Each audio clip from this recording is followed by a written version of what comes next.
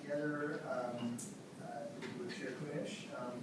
So members of the public, just kind of a little bit of word on process here. So first, just a reminder that this Conference Committee came about with the early learning bill from the House, and then the provisions related to early learning in the Senate. The Senate, Senator Kunesh was in the Appropriations Committee. We had a couple of meetings, and as is often the case, the chairs needed to work some things out, a little bit of trying to figure out how to accommodate the House's priorities, Senate priorities, and bring things together. Thank you, Chair Kunesh, reminding the governors as well. We want to make sure to respect the administration as well. So a fair amount of discussion. Often what happens at that point is that there is a conference committee meeting at which the chairs then present their tentative agreement and go on from there and have a discussion. Then that gets then turned into a conference committee report. In this case, this bill is very much linked to the E12 budget conference committee that Chair Kunesh has been having to review a committee, which has caused some challenges in bringing this group then back together to review, as Chair Kunesh and I have had tentative agreement, but depending on various things in that E12 conference committee. So the point is, what's happening now is that we have a conference committee report, which we're going to be reviewing momentarily, that reflects the agreement between the chairs, as would typically be the case that we have together with the agreement with the chairs, review spreadsheet, et cetera, and then that gets turned into a conference report. In this case, it's sort of doing that backwards, but the end result ends up being the same. But we have a committee meeting which we review the agreement between the chairs. It just so happens we're reviewing in the form of a conference committee report rather than through in the form of different provisions with the staff and going to the conference report. So I say that just to kind of make sure, just to know the process. My thinking is that we will walk through the conference on the agenda to provide for walking through the spreadsheet reflects our agreement report, and then also the documents to walk through the company report itself. And so we would get going on that. I suspect, I think, Representative Daniels, I know we talked before that maybe at some point you want to make a comment. I don't know if you want to do that here, if you want to save that for another time, or anything else, or else do it at the end of this meeting once we walk through the subject. I think I'll just do it later, if that's okay. Absolutely, certainly, sir. Okay, and then Chair Kunesh, anything that you want to add regarding any of that before we dive into the spreadsheet? Madam Chair. Well, thank you, Chair Pinto, for that very thorough explanation of the process. I think it's, I'm sorry? I did, Madam Chair, I did not use the on mic, but that whole time when I was talking, I just realized. I'm hoping that folks were able to hear that, and if anybody's watching online in our audience, it probably. And that. No, it was actually, so Madam Chair, it's on. my apologies. Let me just note for our major audience of 4 or 5 people watching online that I had a long series of remarks that really were scintillating and so powerful, but I did not have the on mic on. I'm hoping that it still was picked up. And then I'm going to turn now to Chair Kunesh, who knows how to operate the mic, for her to say whatever she wants. Thank you, Chair Pinto, and it was a really great explanation of the process thus far and the kind of work that we've had to do to bring this to you today, which is an excellent early education budget bill that I think is really going to address many of the needs of our very earliest learners, especially in those areas of early development, and we know how important that is from those very, very early stages to have the support and the programs and the facilities to ensure that our kids are ready to join us at the kindergarten early in our K-12 programs. So thank you for all the work that you have done in the past to put this together in the way that it is. I'm just kind of stepping in on my first endeavor here with you and have thoroughly enjoyed this work with you, as well as always impressed with your passion and your dedication to those very earliest learners. So with that, I think we should get going and share what we have. We do need to do that, though. I was so focused on process that, Madam Chair, I absolutely need to thank you for just how collaborative you've been in this process, how incredibly hardworking you've been, knowing that this has been going on while you've been negotiating and putting together an amazing E12 budget as well. And I'm just so grateful to you for your leadership and partnership. And yes, with that, we should dive into the spreadsheet and walk things through as reflecting the agreement. And so I'm going to ask, I guess, I'm not sure if House or Senate Fiscal will be taken over. It looks like Senate Fiscal, perhaps. So please, identify yourself and then proceed. Thank you, Mr. Chair and committee members. My name is Jenna Hofer. I am the nonpartisan fiscal analyst for the Senate Education Committee. Ms. Beckel and I will be walking through the spreadsheet in your packets. In the upper left-hand corner, it's labeled 2023 Legislature Early Education Budget Bill. On the upper right-hand side, the timestamp is May 11th at 8:20 p.m. And I'll briefly orient you to the spreadsheet before I begin walking through the appropriations that are within the conference committee agreement. So beginning on the left side, you have the line number followed by the program name. In columns A and B, you'll see the original House position for the 24-25 biennium and the 26-27 biennium. Columns C and D contain the original Senate position for the 24-25 biennium and 26-27 biennium. Columns E through J contain the conference committee agreement for the 24-25 biennium and the 26-27 biennium. And then just above those, you'll see the budget target for this conference committee. In the first biennium, the target was $300 million. And in the second biennium, the target was $100 million. So beginning on line 1, you'll see this is the Early Education General Fund Appropriation Change Item Summary. On line 3, the first program is the Children's Savings Account Startup Grants. The conference committee agreement provides $500,000 in fiscal year 2024 only. Line 4 is an increase to the developmental screening aid. This is an increase of $1.951 million in the first biennium and $2.02 million in the second biennium. On line 5 is an appropriation for the Department of Education for administrative costs related to developmental screening aid. In the first biennium, this is $204,000, and in the second biennium, this is $154,000. On line 6 is an appropriation to the Department of Education for early childhood family education support staff. This would provide 2 staff, and this is $750,000 per biennium. On line 7 is the Early Education Curriculum Grant. This is an appropriation of $500,000 in the first biennium only. On line 8 is an appropriation to the Department of Education for transfer to the Office of Higher Education for Early Childhood Teacher Shortage Program. This is $1 million per biennium. On line 9 is an increase to the Early Learning Scholarship Program, and this general fund appropriation is transferred to the Special Revenue Fund. In the first biennium, this is $252.057 million, and in the second biennium, this is $58.928 million.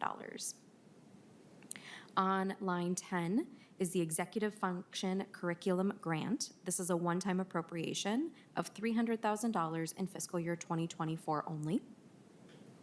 On line 11 is an increase to early childhood family education aid as a result of the increase to the formula allowance in the K-12 education budget. In the first biennium, this is $5.517 million, and in the second biennium, this is $10.728 million.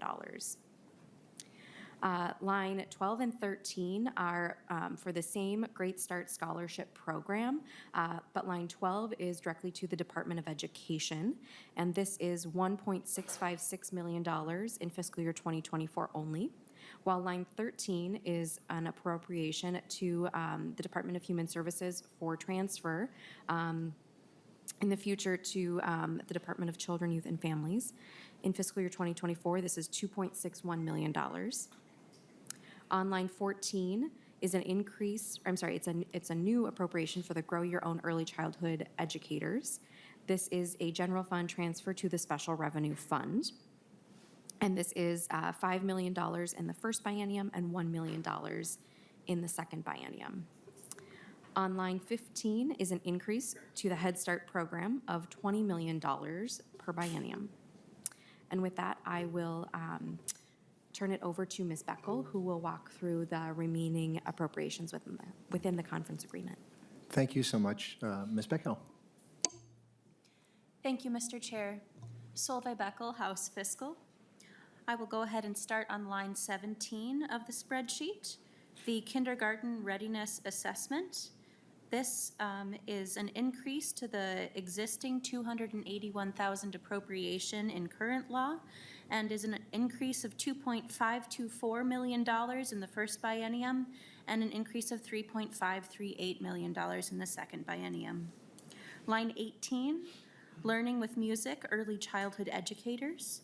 This is a one-time appropriation of $500,000 split out as $250,000 in fiscal years 24 and 25. Line 19, the Metro Deaf School receives $200,000 in the first biennium only.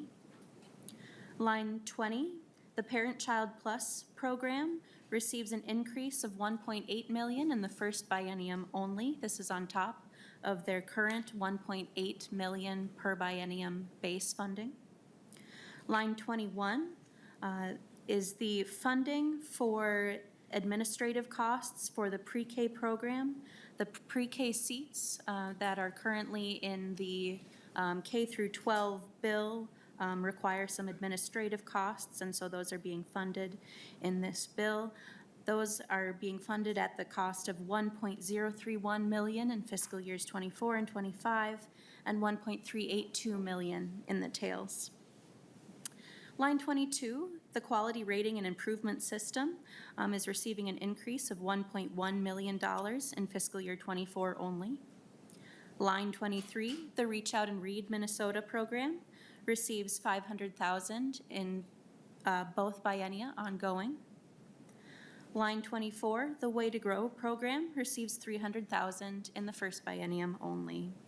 And that is the general fund appropriations for the early education bill. And as Ms. Hofer mentioned earlier, those total to the targets of $300 million in the first biennium and $100 million in the second biennium. If you'll turn to the second page of the spreadsheet, you'll see the impacts to the Special Revenue Fund. As Ms. Hofer mentioned earlier, some of these items are transferred to the Special Revenue Fund.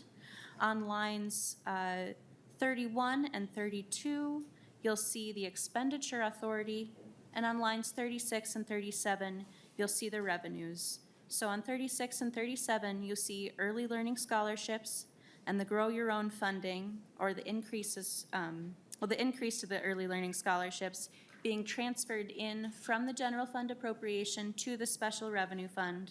And then on lines 31 and 32, you'll see the department's authority to spend those funds. And those are in the same amounts as the appropriations above.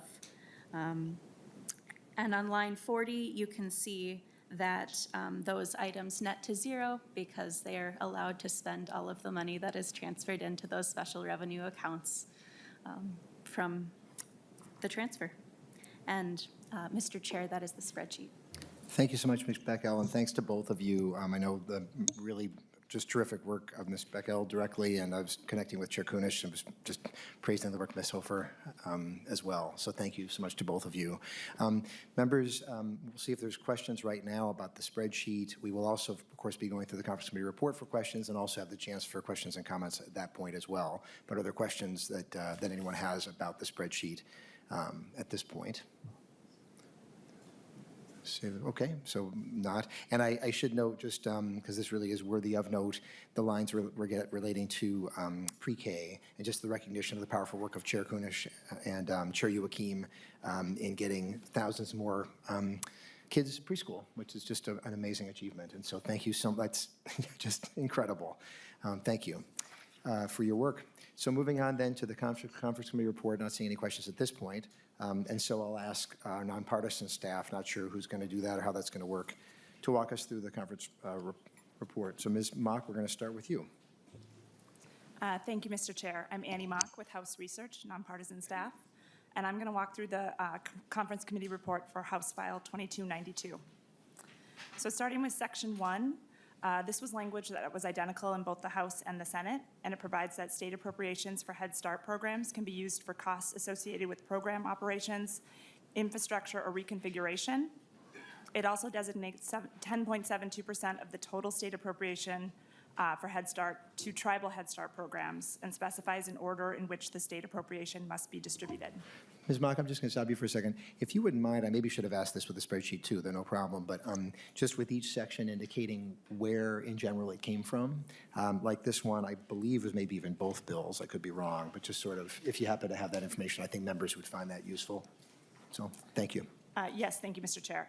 So this for Section 1 was carried in both the House and the Senate bills. Oh, okay, thanks. Section 2, this section is new since this conference committee last met. This section establishes the Great Start Scholarships Program to develop and implement a plan to create a new scholarship program that incorporates early learning scholarships and CCAP for families with children families with children under the age of 5. So this provision was heard in the House as part of the Great Start Bill, and it's my understanding that it was also heard in the Senate as part of the Great Start Bill. And Ms. Mock, I think that provision then passed through in the version of it on the HHS side as well through the House. Yes, Mr. Chair, that's correct. Thank you. Yes. Okay, thank you. Moving on to sections 3 and 4. Both of these sections relate to early childhood developmental screening, which is a process for trying to identify health or developmental issues in kids before they enter kindergarten. So Section 3 requires a district to include virtual screening for families that want a virtual screening because of health conditions or health concerns. And Section 4 increases the amount of state aid paid to school districts for each child who is screened prior to kindergarten. And both of these sections, Sections 3 and 4, they were carried both in the House and the Senate in identical form.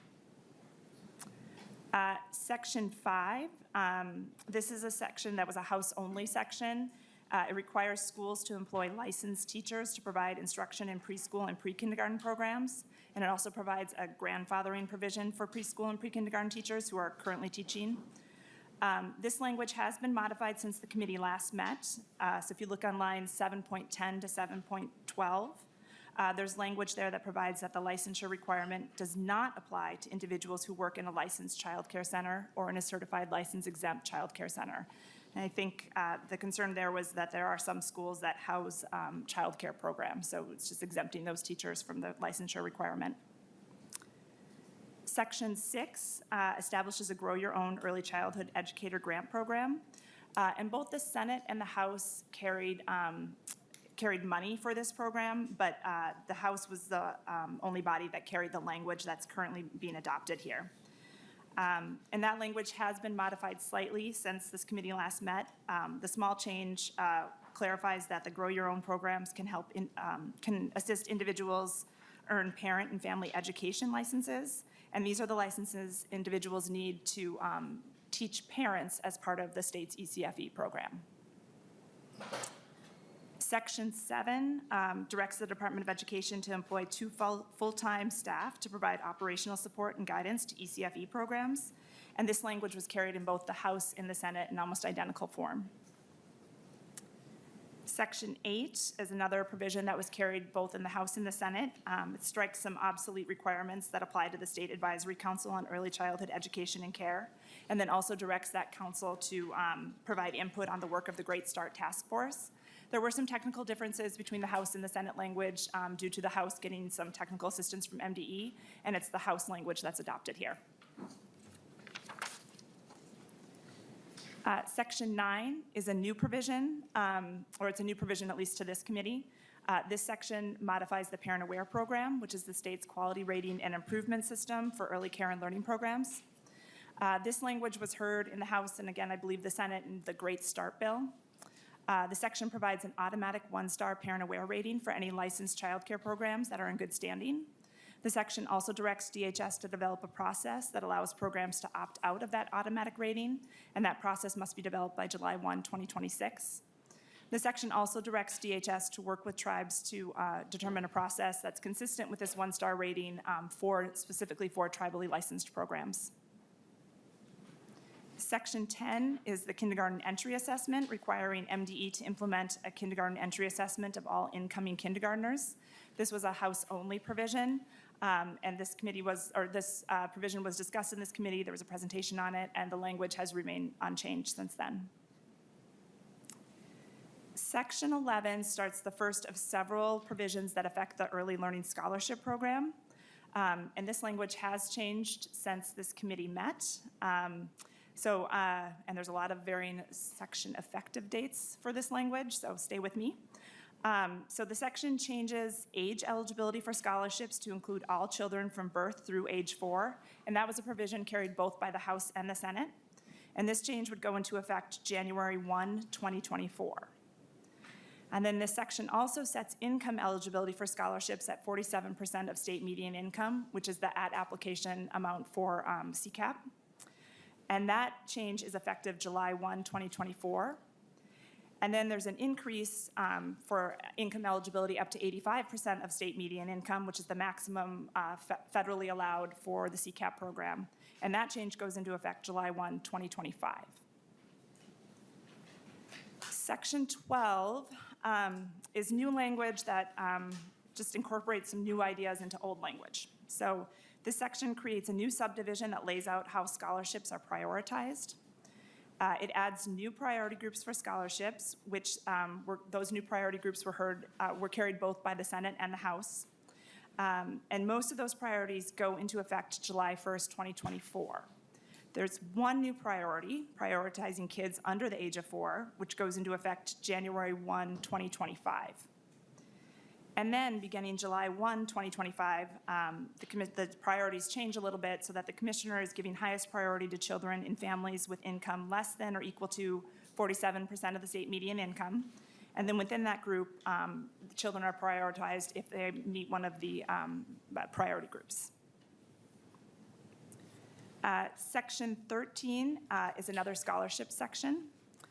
So this section, there's a bunch of language stricken at the beginning, and that's all relating to the priorities, which of course have just been moved into that subdivision I just described.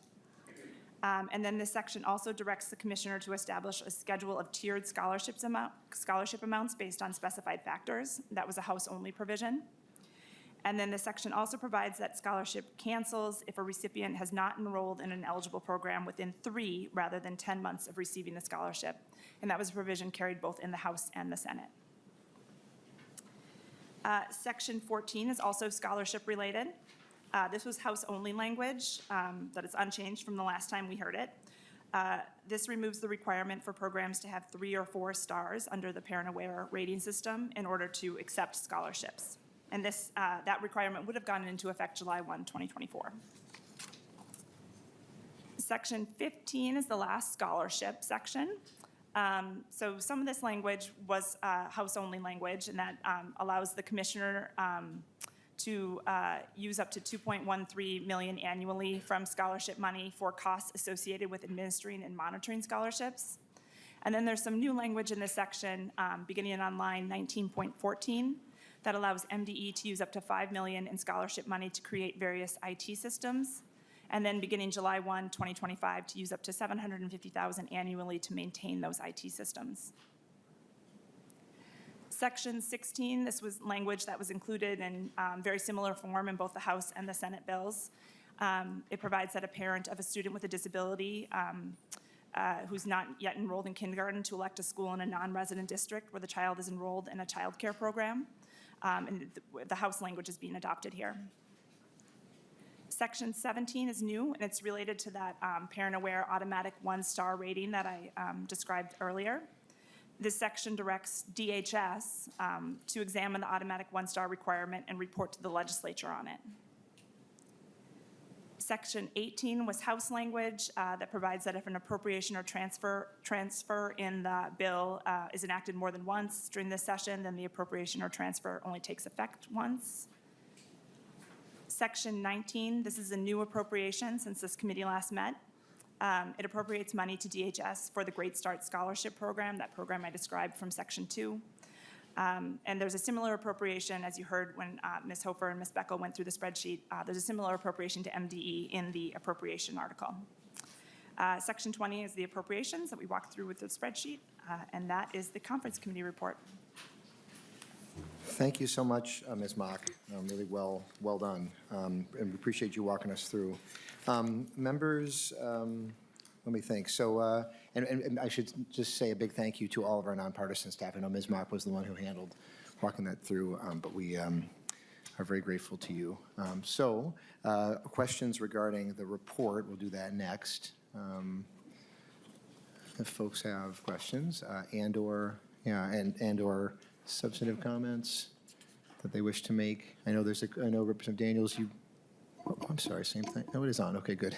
I'm having trouble with the Senate room. Representative Daniels, we'll call on you, sir. Thank you, Mr. Chair.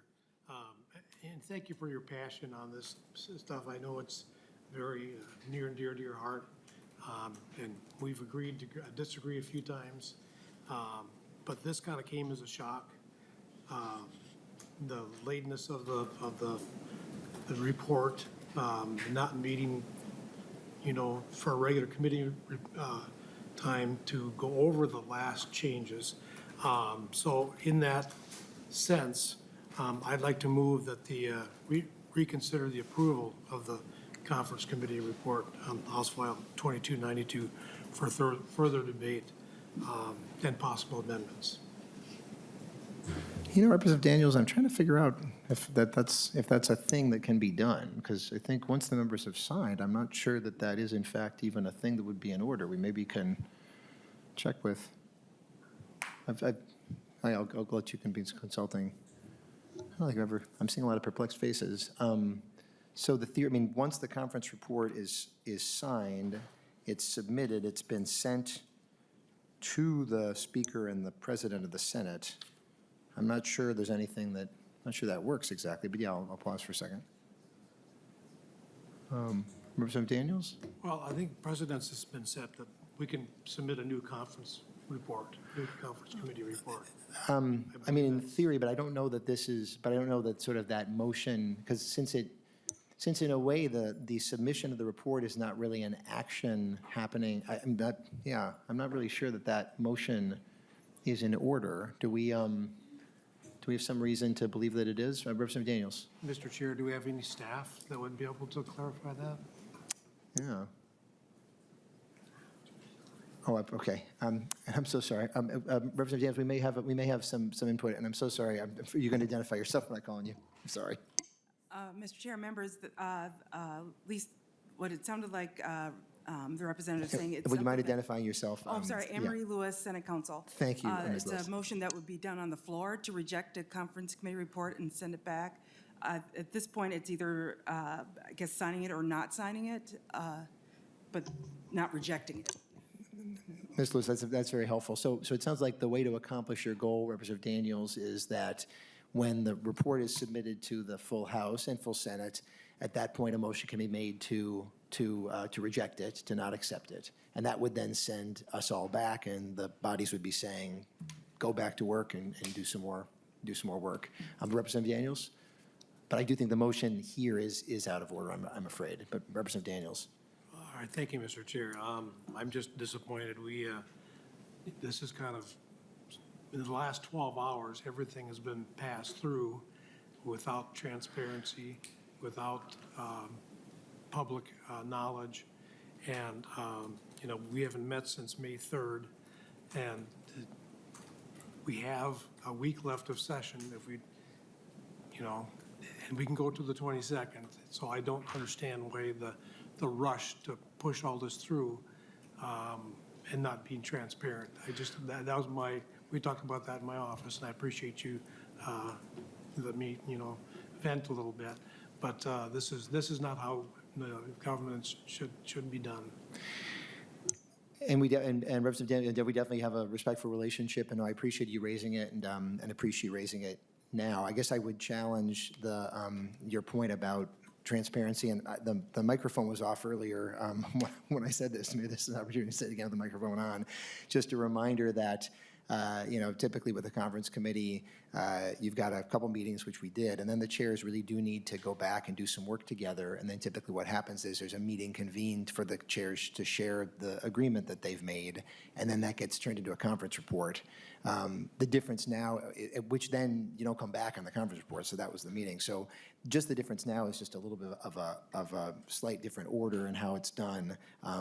It certainly would have been our hope to be able to meet and review earlier. The concern, as I mentioned before, is the link of what we're doing here with the E12 bill, and I should have also noted the link between what we're doing here and the HHS bill as well, as the provisions moving. But Representative Daniels, we'll go back to you. Looks like you have something else, sir. Yeah, that was kind of my point of not having an input at another conference committee meeting, is so we can maybe offer amendments and discuss the differences we have between, because there's a lot of good in the bill. Yeah, I think you did a fine job putting it together. So there's a few things we don't like, and right now there's no way to even present an amendment. And again, we have till the 22nd. We don't have to be done by the 18th. We can go to the 22nd, keep everything transparent, have the discussion, and present maybe, I think we were talking about 3 amendments. Wouldn't take very long. So I'm disappointed in the process more than anything, and just want to voice my opinion on that. But I appreciate your willingness to come down to explain some of this, what happened. Well, no, and certainly Representative Daniels, appreciate your work, and of course, yeah, those concerns are noted, and it's good to have them aired. Appreciate it. If there's other either questions or concerns or comments that any member may have that they want to make. Otherwise, I'll just note, I was saying to Chair Kunesh this as we went through the spreadsheet, my head has been in a different area the last couple days, but as we were looking through the spreadsheet, I was kind of getting a little bit overcome by just how powerful, what a powerful difference that this work is going to make for young kids. And then we know that if you make a difference for young kids, that means it makes a difference for all of us, which is really exciting. So looking to see if any other members have any comments they wish to make. Representative Perez-Vega.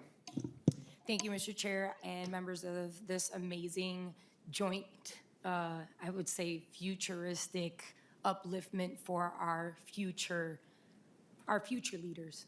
And we really put a lot of time and effort into this. And I want to, thank members of both sides of the aisles for the contributions that they place. I'm so happy that Learning with Music is in there, because our little musicians that start from outside the womb going into pre-K are going to be able to not only carry their instruments, but also learn about our indigenous cultures, and also learn about how there's so many different beauty of angles and dialects and languages.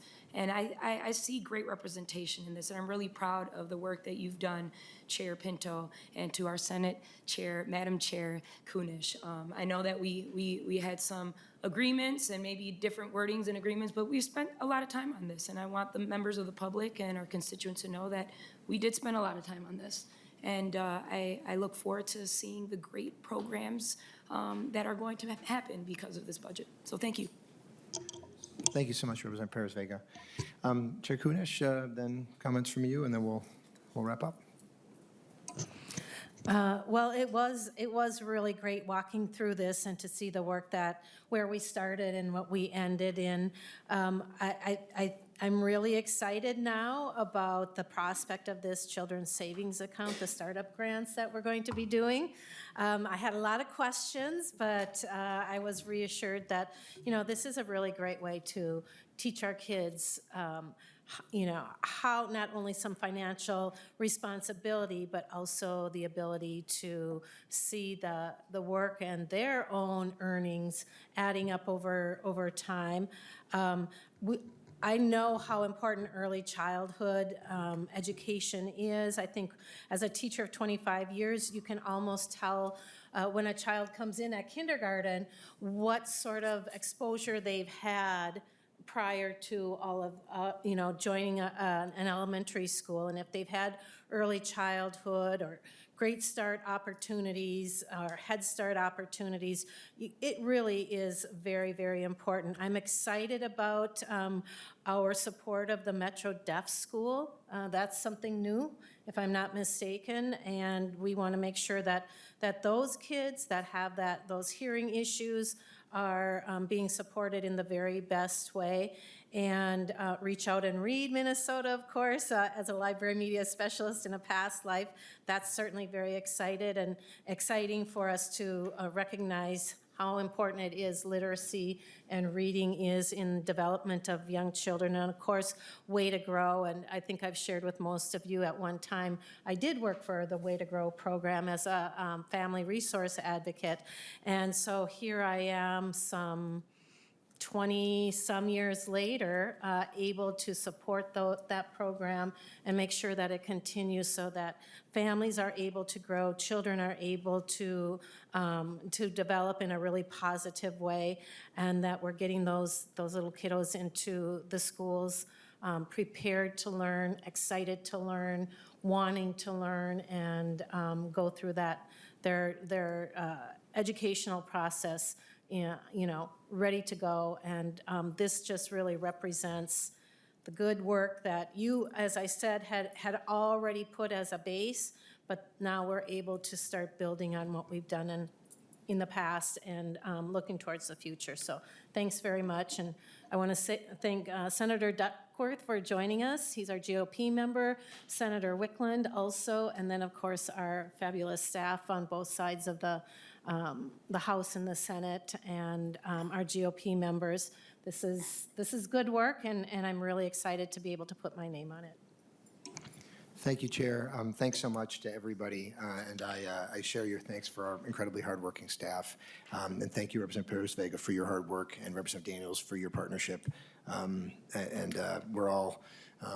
We're just trying to figure out the best way forward that we all can, and we know that when we make the kind of investments that are represented here in the youngest Minnesotans, that's a huge payoff for all of us, and that payoff goes for a long time to come. So this is powerful work. I'm so excited by it, and I would just sort of urge all of us, and collectively across the bodies and across the parties, to keep these investments in the earliest years in mind, in whatever form they come in, to make sure to make that happen. So, members, again, conference report's been submitted, so the bodies will review it then, and then we'll move on from there. But with that, I don't see anything further. And so with that, I think, Madam Chair, I think this conference committee meeting is adjourned. Thank you so much, everyone.